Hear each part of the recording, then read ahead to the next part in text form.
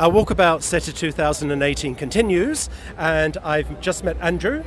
And is this your first time at the show? It is. I'm very impressed with the quality of the speakers and the content. It's terrific.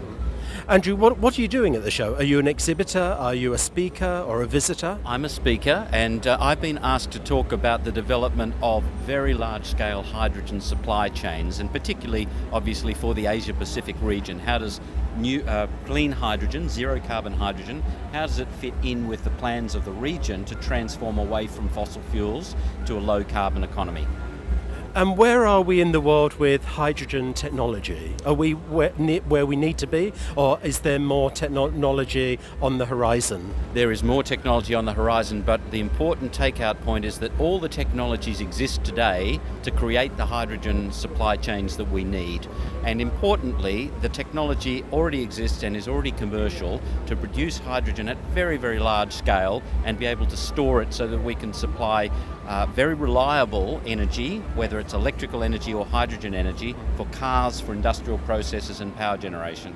All these technologies exist now, and what we're seeing is that the costs of these technologies are coming down very, very quickly. And what's the biggest challenge then for hydrogen technology and our future? To be honest, it's mindsets.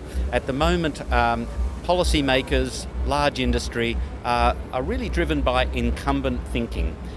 This sees renewable energy, and hydrogen is sort of clustered in with renewables, as a small part that fits onto the back of an existing fuel system, energy system. What I think we need to do is flip this on its head. Recognise that solar energy, wind energy and storage are going to be the cheapest form of energy generation and storage. And once this happens, hydrogen will be a great enabler for low carbon economy in industry, transport and power generation. So stop thinking of renewables as a small bit player in the system and start seeing the future where renewables will be the core of the energy system, with hydrogen, battery storage, other forms of storage, providing the reliability and the consistency, removing intermittency of renewable energy. And that has to come from government top down, or are consumers going to drive that? It's a combination of the right policy settings, consumer preferences, but what we are seeing, and it's worth looking at this, is investors are demanding much more investment in very large-scale renewables. If we look at sovereign wealth funds, multilateral finance organisations like the Asian Development Bank and others, and particularly interesting, the private equity corporations, BlackRock, for example, the largest in the world, are now demanding a much stronger shift to zero carbon, low carbon economies. So we are seeing a big shift of capital, and as the saying goes, where the money goes, the technology goes. So we're going to see, I think the answer to your question is that capital really drives this change now. It's beyond policy, it's beyond consumer preferences, capital is going to drive it.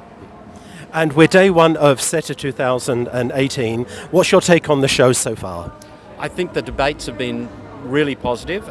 Some of the keynote speeches were very, very good, I thought. I'm very impressed with what Thailand is doing, looking at smart cities, smart transportation, provides models for a lot of other countries in the region. My takeout is that the Asian region is setting the pace. And if the Asian region, and I put Australia within that, if we're smart about this next phase, we can become more energy self-reliant across the region, and we can establish a platform for low carbon growth for the next 50 years. I think it's very exciting, and we're seeing great thinking come out of conferences like SETA.